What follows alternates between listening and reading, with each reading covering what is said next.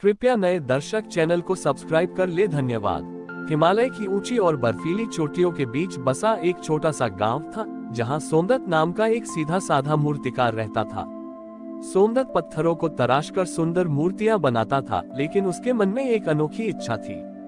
वह महादेव का एक ऐसा रूप पत्थर पर उकेरना चाहता था, जिसे देखकर किसी भी अशांत मन को तुरंत परम शांति मिल जाए।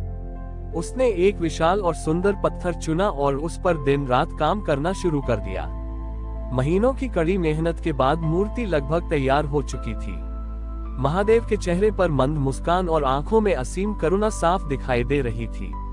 लेकिन जैसे ही सोमदत्त अंतिम रूप देने के लिए महादेव के माथे पर तीसरा नेत्र तराशने लगा, उसका हाथ अचानक कांप गया और छेनी के एक गलत वार से मूर्ति के माथे पर एक गहरा निशान पड़ गया। सोमदत्त का दिल टूट गया। उसे लगा कि उसकी महीनों की तपस्या और साधना व्यर्थ हो गई, क्योंकि खंडित मूर्ति की पूजा नहीं की जा सकती थी। वह वहीं बैठकर रोने लगा और उसने तय किया कि जब तक वह इस भूल को सुधार नहीं लेता, वह अन्न जल ग्रहण नहीं करेगा।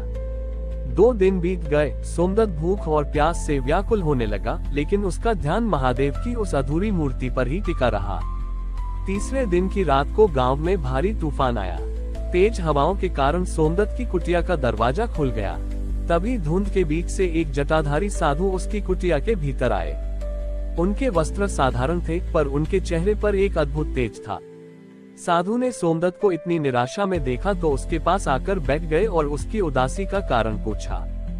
सोमदत्त ने रोते हुए मूर्ति की तरफ इशारा किया और कहा कि मेरे अकुशल हाथों ने महादेव के मस्तक को खंडित कर दिया, अब यह मूर्ति किसी काम की नहीं रही। साधु ने मुस्कुराते हुए उस मूर्ति को ध्यान से देखा और बोले कि जिसे तुम अपनी भूल समझ रहे हो, उसे जरा ध्यान से देखो। प्रकृति में कुछ भी बिना कारण के नहीं होता। जब सोमदत्त ने मूर्ति को दोबारा देखा, तो उसे आश्चर्य हुआ कि वह गहरा निशान अब एक साधारण घाव जैसा नहीं लग रहा था, बल्कि ऐसा प्रतीत हो रहा था जैसे वहां से साक्षात गंगा की एक सूक्ष्म धारा फूटने को तैयार हो। साधु ने सोमदत्त के कंधे पर हाथ रखा और कहा कि महादेव सिर्फ सुंदरता और पूर्णता के देवता नहीं हैं। वह तो विनाश, सृजन और अधूरी टूटी हुई चीजों को भी अपनाने वाले भोलेनाथ हैं। जो संसार की नजर में बेकार या खंडित है, महादेव उसे भी अपने गले से लगा लेते हैं। मस्तक का ये निशान उनकी तीसरी आंख के जागृत होने की उस अवस्था को दर्शाता है, जहां से अज्ञान का नाश होता है। तुमने अपनी कला से महादेव के शांत रूप को तो दिखाया ही था, लेकिन तुम्हारी इस अनजानी भूल ने उनके भीतर छिपी परम ऊर्जा को भी प्रकट कर दिया। साधु की बातें सुनकर सोमदत्त की आंखें खुल गईं। उसके मन का सारा बोझ और ग्लानि पल भर में दूर हो गई। जब वह साधु के चरण छूने के लिए नीचे झुका, तो हवा में कपूर की एक तीव्र और दिव्य सुगंध फैल गई। जैसे ही उसने सिर उठाया, वह साधु वहां नहीं थे। कुटिया के बाहर तूफान शांत हो चुका था और आसमान में चांद चमक रहा था। सोमदत्त समझ गया कि स्वयं महादेव ने आकर उसकी भक्ति को स्वीकार किया था। उसने पूरी श्रद्धा के साथ उस मूर्ति को प्रणाम किया, जो अब पूर्ण रूप से जीवंत लग रही थी। साधु के अंतर ध्यान होने के बाद सोमदत्त के भीतर एक नई ऊर्जा का संचार हो चुका था।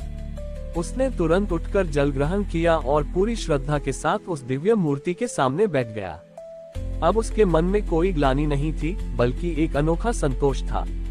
सुबह होते ही जब गांव के लोग सोमदत्त की कुटिया पर पहुंचे, तो वे उस मूर्ति को देखकर मंत्रमुग्ध रह गए। मूर्ति से एक ऐसी सकारात्मक ऊर्जा निकल रही थी कि जो भी उसे देखता, उसके मुंह से स्वतः ही हर हर महादेव निकल जाता।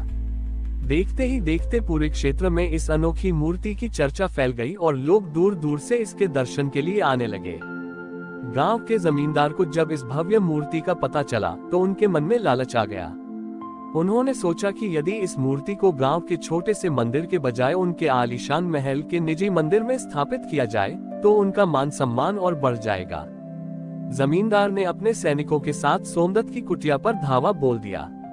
उन्होंने सोमदत्त को बहुत धन देने का लालच दिया, लेकिन सोमदत्त ने हाथ जोड़कर कहा कि यह मूर्ति बिक्री के लिए नहीं है, ये तो महादेव की कृपा का प्रसाद है और इस पर पूरे गांव का अधिकार है। जमींदार ने सोमदत्त की एक न सुनी और अपने सैनिकों को मूर्ति उठाकर रथ पर लादने का आदेश दे दिया। सैनिकों ने जैसे ही मूर्ति को हाथ लगाया, आसमान में अचानक काले बादल छा गए और दिन के उजाले में भी अंधेरा घिर आया। 8 बलवान सैनिक मिलकर भी उस छोटी सी मूर्ति को अपनी जगह से 1 इंच भी हिला नहीं पाए। मूर्ति का वजन जैसे कई गुना बढ़ गया था। जमींदार को लगा कि सैनिक नाटक कर रहे हैं, इसलिए वह खुद आगे बढ़ा और क्रोध में आकर मूर्ति को खींचने का प्रयास करने लगा। उसी क्षण मूर्ति के मस्तक पर बने उस गहरे निशान से, जिससे सोमदत्त अपनी भूल समझ रहा था, एक तीव्र और चमकदार रोशनी निकली। वह रोशनी सीधे जमींदार की आंखों पर पड़ी। उस दिव्य प्रकाश के स्पर्श मात्र से जमींदार का अहंकार पल भर में चूर चूर हो गया। उसे अपने भीतर एक भयानक अशांति और भय का अनुभव हुआ और वह तुरंत महादेव के चरणों में गिर पड़ा। जमींदार रोते हुए अपनी उद्दंडता के लिए क्षमा मांगने लगा। जैसे ही उसने सच्चे मन से अपनी गलती स्वीकार की, मौसम फिर से शांत हो गया और धूप खिल उठी। जमींदार खड़ा हुआ, उसने सोमदत्त से माफी मांगी और अपने धन का उपयोग गांव में ही एक भव्य मंदिर बनवाने के लिए करने का संकल्प लिया। कुछ ही महीनों में उस पहाड़ी पर एक सुंदर मंदिर बनकर तैयार हो गया, जहां उस मूर्ति को स्थापित किया गया। सोमदत्त अब केवल एक मूर्तिकार नहीं रहा था, वह उस मंदिर का प्रधान सेवक बन गया। उसने ये सीख लिया था कि कला में पूर्णता केवल हाथों के कौशल से नहीं, बल्कि पूरी तरह से ईश्वर को समर्पित हो जाने से आती है, और महादेव अपने भक्तों के हर उस प्रयास को स्वीकार करते हैं जो सच्चे और निश्चल मन से किया गया हो। मंदिर की ख्याति जैसे जैसे बढ़ने लगी, वैसे वैसे वहां आने वाले भक्तों की संख्या भी हजारों में पहुंच गई। अब उस पहाड़ी पर केवल एक मंदिर नहीं था, बल्कि वह स्थान एक पवित्र तीर्थ बन चुका था। सोमदत्त रोज सुबह उठकर महादेव का श्रृंगार करता और मंदिर के प्रांगण में बैठकर आने वाले यात्रियों को उस दिव्य मूर्ति के निर्माण की कहानी सुनाता। वह सबको यही समझाता कि जीवन में आने वाली मुश्किलें और कमियां वास्तव में महादेव की कोई गहरी योजना होती है, जिन्हें हम अपनी सीमित बुद्धि से समझ नहीं पाते। कई साल बीत गए और सोमदत्त अब वृद्ध हो चला था। उसकी आंखों की रोशनी थोड़ी कमजोर हो गई थी और हाथ भी कांपने लगे थे, लेकिन महादेव के प्रति उसकी भक्ति पहले से भी अधिक गहरी हो चुकी थी। एक दिन एक युवा मूर्तिकार जिसका नाम आनंद था, सुदूर दक्षिण से चलकर उस मंदिर में पहुंचा। आनंद अपनी कला में बहुत निपुण था और उसे अपने हुनर पर बड़ा गर्व था। जब उसने मंदिर की उस प्रसिद्ध मूर्ति को देखा, तो वह सोमदत्त के पास आया और बोला कि इस मूर्ति की कला तो बहुत साधारण है, और इसके मस्तक पर जो गहरा निशान है, वह साफ तौर पर एक भूल की तरह दिखता है। समझ नहीं आता कि लोग इस त्रुटिपूर्ण मूर्ति की इतनी पूजा क्यों करते हैं। सोमदत्त ने आनंद की बात सुनकर बुरा नहीं माना, बल्कि शांत भाव से मुस्कुराया। उसने आनंद को चुनौती देने या समझाने के बजाय कहा कि यदि तुम इस मूर्ति से बेहतर और त्रुटिहीन मूर्ति बना सकते हो, तो अवश्य बनाओ। मंदिर के प्रांगण में तुम्हारे लिए एक उत्तम पत्थर और औजार रखवा दिए जाएंगे। आनंद ने गर्व से चुनौती स्वीकार कर ली। उसने एक बहुत ही सुंदर और बेदाग सफेद संगमरमर का पत्थर चुना और उस पर दिन रात काम करना शुरू कर दिया। वह अपनी पूरी ताकत और हुनर से महादेव की एक ऐसी मूर्ति गढ़ना चाहता था जिसमें एक भी कमी न हो। महीनों की कड़ी मेहनत के बाद आनंद ने एक अत्यंत सुंदर, सटीक और गणितीय रूप से एकदम सटीक मूर्ति तैयार की। उस मूर्ति में कोई दाग नहीं था, कोई निशान नहीं था। आनंद ने गर्व से सोमदत्त और गांव वालों को अपनी कला दिखाने के लिए बुलाया। जैसे ही मूर्ति पर से पर्दा हटा, सब लोग उसकी सुंदरता देखकर दंग रह गए। आनंद ने मुस्कुराते हुए सोमदत्त की तरफ देखा, जैसे वह अपनी जीत का जश्न मना रहा हो। सोमदत्त ने मूर्ति को देखा और कहा कि तुम्हारी कला वास्तव में अद्भुत है, आनंद। लेकिन चलो अब इस मूर्ति में प्राण प्रतिष्ठा की प्रार्थना करते हैं। शाम की आरती के समय दोनों मूर्तियों को आमने सामने रखा गया। सोमदत्त ने जब अपनी बनाई पुरानी मूर्ति के आगे दिया जलाया, तो उस मस्तक के निशान से हमेशा की तरह एक दिव्य और शांत लहर पूरे मंदिर में फैल गई, जिसने वहां उपस्थित हर व्यक्ति के हृदय को छू लिया।